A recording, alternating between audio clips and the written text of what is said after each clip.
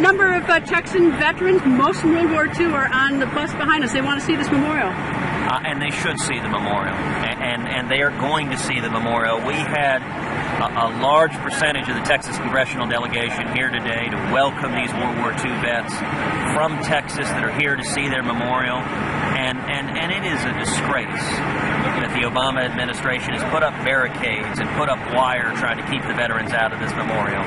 You know, just this morning, I spent nearly an hour on the floor of the Senate urging the Senate to pass legislation that the House of Representatives already passed that would open every federal park, open every memorial in this country. And it's bipartisan legislation. It doesn't address any other aspect, doesn't address Obamacare. It just said, look, let's open our parks, let's open our memorials. There was also another bill the House passed to fund the VA, to fund our veterans. And unfortunately, Greta, Harry Reid, the Democrats objected. They said no, they want to keep the parks closed, they want to keep the VA not funded, they want to not fund the National Guard. And I think that's cynical, I think it's wrong. I hope they back off that position because it's not reasonable. Well, I should tell you, I boarded the bus, spoke to your Texas World War II vets, and when I asked them questions about locking up the memorial, they almost laughed because the idea that the government thinks that they can keep World War II veterans after all they've done out of a memorial. If they can do the cliffs at Normandy, they're not afraid of a few little barricades here at this memorial. Well, and look, everyone understands the games, unfortunately, President Obama is playing. It's like back at sequestration, when the Obama administration furloughed the air traffic controllers. And I think their view was if we can delay people's flights, it'll make them really mad at Republicans. And immediately people understood they were playing games. They're doing the same thing here. There have been stories about the federal government blockading the parking lot at Mount Vernon. Now, Mount Vernon is privately owned and operated. It's not even on the federal government, and yet they spent money to blockade the parking lots. Who makes that decision? I mean, I assume that I really don't believe the President of the United States said, let's block this off. I think somebody else way down the food chain did it, but somebody made it, and no one made the decision to pull it back. President Obama's political operatives have decided throughout the government to implement this shutdown in a way that maximizes the pain for the American people. For example, Senator John Thune described to me how Mount Rushmore, the federal government spent the money to go erect barricades on the roads leaving Mount Rushmore. The problem is they're state roads, they're not federal roads, so the governor ordered those roads taken down. Now, you don't do that unless you're trying to play games. I mean, right now, Greta, President Obama and Harry Reid think this shutdown benefits them politically, and they want to maximize the pain that is inflicted. I think that's wrong. I think it's cynical. We ought to work in a bipartisan way to focus on areas of agreement. There ought to be complete consensus, bipartisan agreement when it comes to veterans, that we should honor the commitments we make to our veterans, and I hope that they'll listen to reason and come around. Well, I can understand sort of, I don't think the president ordered these barricades up. But I would like to see someone to order these barricades, someone within the administration to order them taken down, even though they're now letting people pass them. The signs remain on the clothes, they're allowing people to pass them, but it really is, it's really time to take all these barricades down. Greta, you're exactly right, and I'm sure he didn't order them. It was his political operatives throughout the administration that did. But you make a great point. Whether he ordered them up or not, there ought to be presidential leadership to order them down. The president ought to call on Harry Reid, the Democrats in the Senate, to stop blocking the funding for the VA, to stop blocking the funding for the parks, to stop blocking the funding for our Veterans Memorial. And, you know, most strikingly, this week, the Director of National Intelligence, Mr. Clapper, testified before the Senate Judiciary Committee that some 70% of civilian intelligence officers have been furloughed, and that there is a significant national security threat to this country, that the enemies of this country, that terrorists that would seek to do harm to us, that we have a vulnerability right now. And you know, Senator Lindsey Graham asked a great question at that hearing. He said, where's the Commander-in-Chief? The first responsibility of the Commander-in-Chief is to protect our national security. Now, Congress last week passed a bill, a limited continuing resolution that funded all the men and women of the military, and another senator, Jeff Flake, asked the head of the Director of National Intelligence, do you think Congress should pass the same sort of funding for the intelligence community, limited just to that, and have you recommended to the President? And the answer that Mr. Clapper gave was, yes, Congress absolutely should do so, and yes, I intend to recommend it to the President. And yet in the days that followed, Greta, The president's been absolutely silent. If Mr. Clapper's right that there's a national security threat, that we are vulnerable to terrorist attack, and that President Obama's implementation of the shutdown is exacerbating that risk, then the president ought to be up there saying, Mr. Reid, stop your objection and let's at least come together, fund the intelligence community and our defense, and then we can worry about areas of partisan disagreement down the road. Well, right now the Democrats say the Republicans have a gun to their head. The Republicans say the Democrats have a gun to their heads. No one's seeming to blink. And then you have these unfortunate sacrificial lambs in this instance.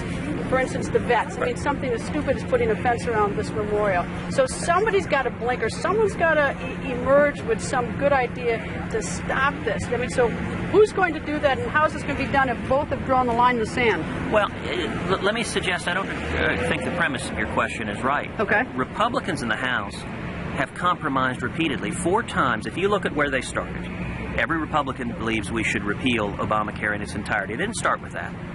They started instead with defunding, which is a step back from repeal. Sent it to the Senate. Harry Reid and the Democrats said, no, absolutely not. We will not talk. We will not negotiate. Shut the government down. Then the House came back and said, okay, let's try a compromise. Let's try something less than what we want. How about we simply delay Obamacare for a year? The president's delayed Obamacare a year for big corporations. How about we do the same thing for hardworking American families? They sent it over to the Senate, and Harry Reid and the Democrats again said, no, absolutely not. We will not negotiate. We will not compromise. There is no middle ground. Shut the government down. The House came back a 3rd time and said, okay, fine.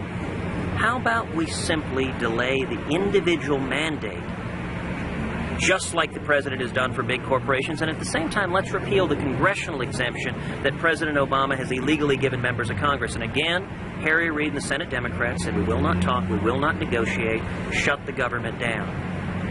And then we have seen this week, over and over again, House Republicans trying to find a middle ground, saying, okay, if we don't agree on everything, how about we fund the veterans? How about we fund our National Guard? How about we fund the national parks? How about we fund the National Institute of Health? And the position of Harry Reid and the Democrats is they will not give in on anything. I mean, just 5 or 6 Democrats on the floor of the Senate today went back and forth where they kept saying, give us 100% of what we want. If you don't concede everything, we will insist the government stay shut down. One side is refusing to negotiate, and let me, a final point, Retta. It was characterized most strikingly by, for weeks, the president refused to talk to Republicans or talk to Congress at all, and it was reported Harry Reid was urging him, don't talk to congressional leaders, so the president would talk to the nation of Iran, but not to Congress. And then he invited congressional leaders to meet with him, sat down, and according to Speaker Boehner, what he said in the meeting was, we're not going to talk, we're not going to negotiate. How do you invite someone over to sit down and talk and then say, I refuse to talk to you or negotiate? Senator Reid has referred to as the co-speaker of the House. You have tough words for Senator Reid. I'm just curious, when the two of you walk past each other in the halls of the Senate or the floor of the Senate, do you look the other way? Oh, every senator treats each other with civility, but let me point out... But you say hi? Nice to see you. Nice to see you, Senator. Sure, but let me point out. Look, he has launched ad hominem attacks at me. Indeed, on the floor of the Senate, he described me as a quote anarchist. I haven't reciprocated, and I haven't tonight. I've pointed out what he's voted to do, and I think the votes that he's taking are wrong. But I haven't used any insults at him. Indeed, I would call on Senator Harry Reid to do the right thing, and in fact, there was one brief moment of bipartisan compromise that most of the media missed, which is that the House of Representatives passed a bill to fund the men and women of the military.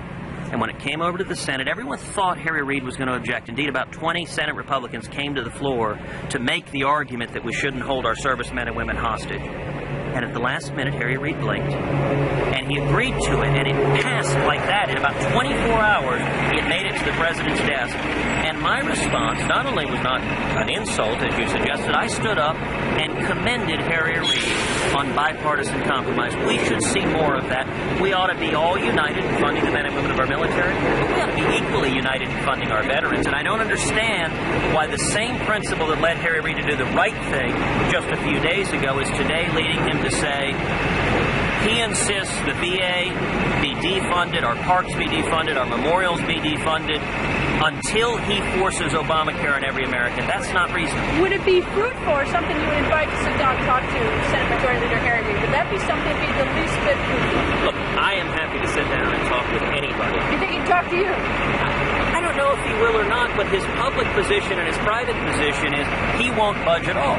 I'll note, Republicans, if you looked at what the House has passed, the House has compromised 4 times. The Senate has moved 0. And even today, Harry Reid says he still will not move an inch. The only terms he will accept is if Republicans agree to him 100% to force Obamacare on every American, despite the fact that millions of Americans are suffering. There's a reason for that. This is Harry Reid's shutdown. It's Barack Obama's shutdown. It's continuing because they think it helps them politically. They think as a partisan matter, they benefit from the shutdown.